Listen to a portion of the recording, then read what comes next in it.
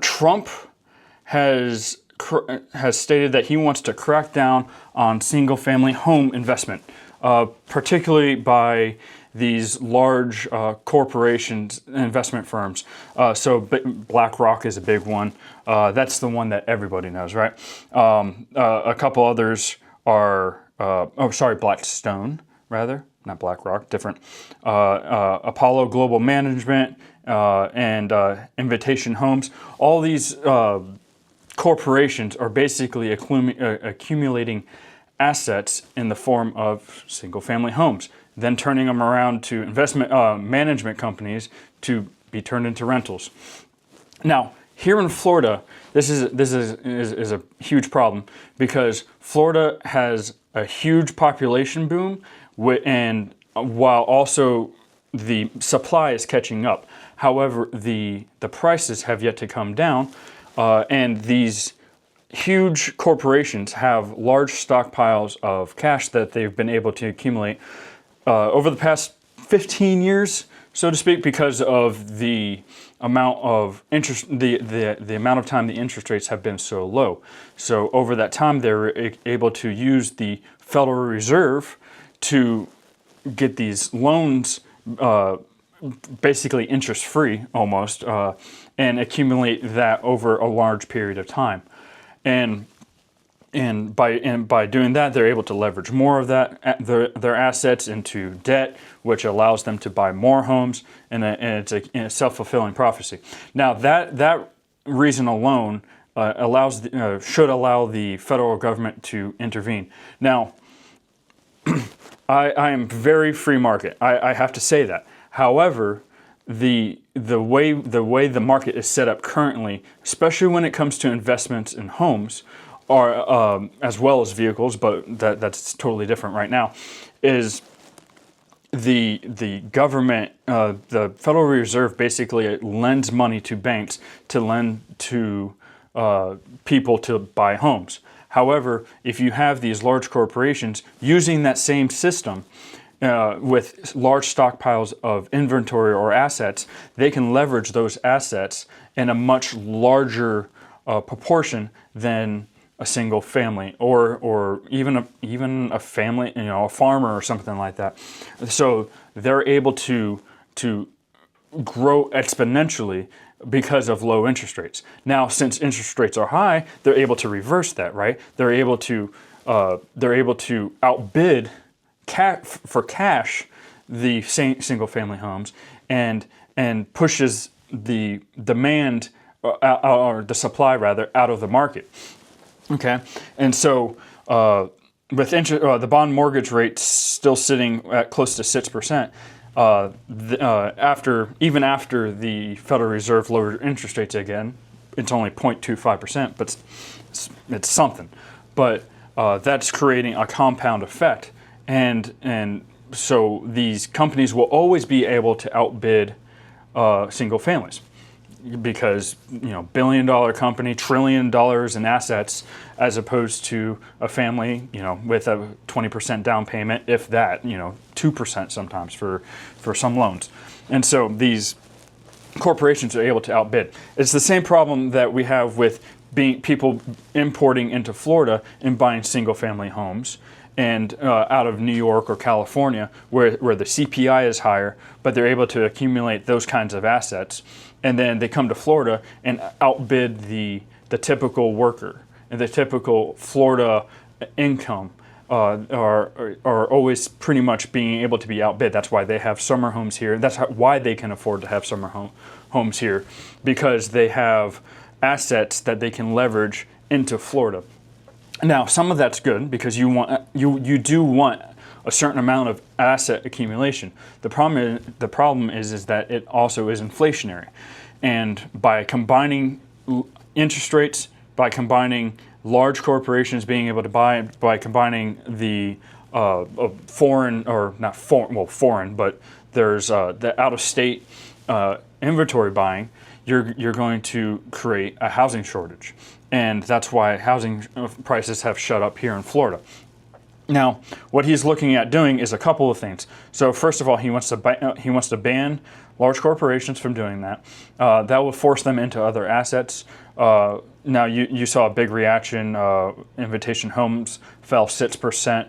After that, 5% from Blackstone, and up from Apollo another 5%.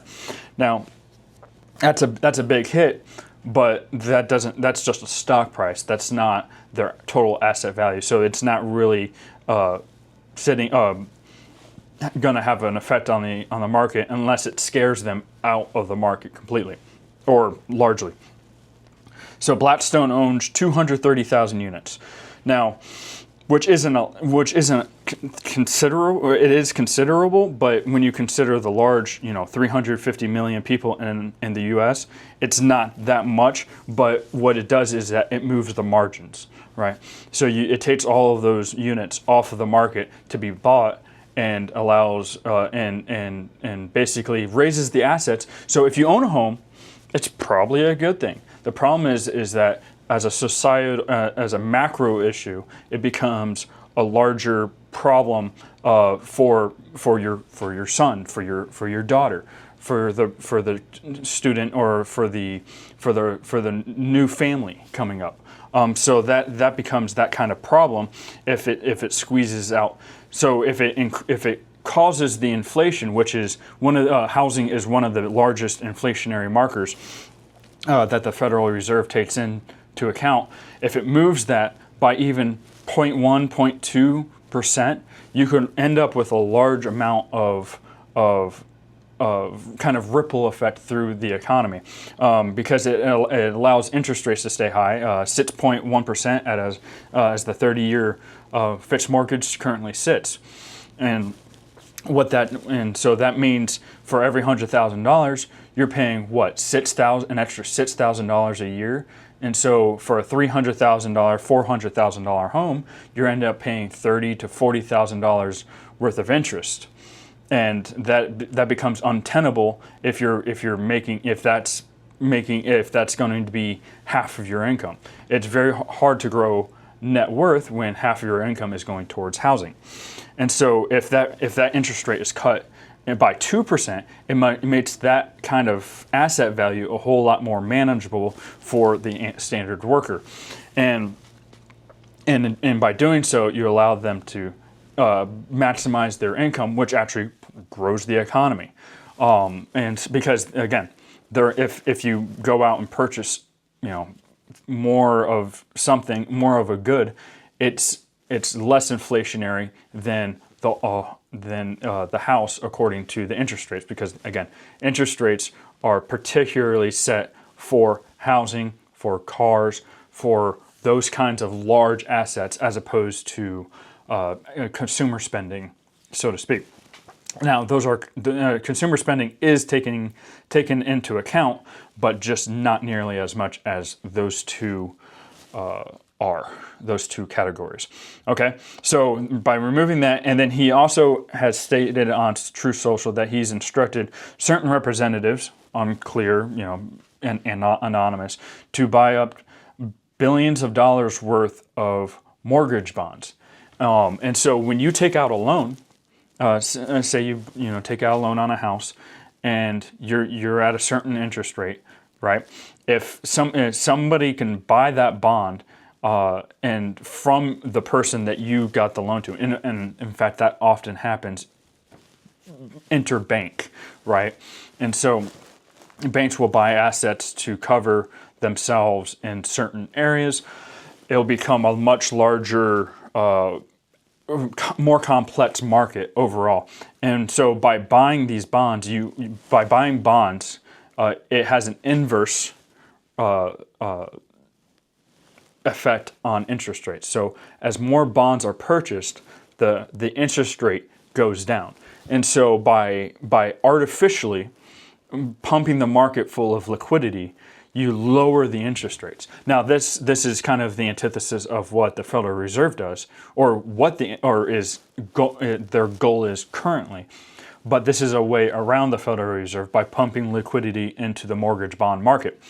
And so when you go to a bank, they have to compete with those current mortgage bonds that are out there. And if those mortgage bonds are going down, they can't sell their mortgage bonds at a higher price, a higher interest rate. So therefore, the loan market as a whole comes down, whether the Federal Reserve has a hand in it or not. So that will have a really good effect on Florida, in my opinion. Now, we have a lot of new units that I despise, but whether or not I despise it, they're here. And my goal in Florida is to very much reduce the amount of population growth that we have in here in Florida, not by native families having kids, but by importing people from other countries and other states. I would rather them either move to a state that is very underpopulated or can handle their population, and that's why I wish New York and California would get their affairs in order, because that would allow Florida to ease up on the amount of people.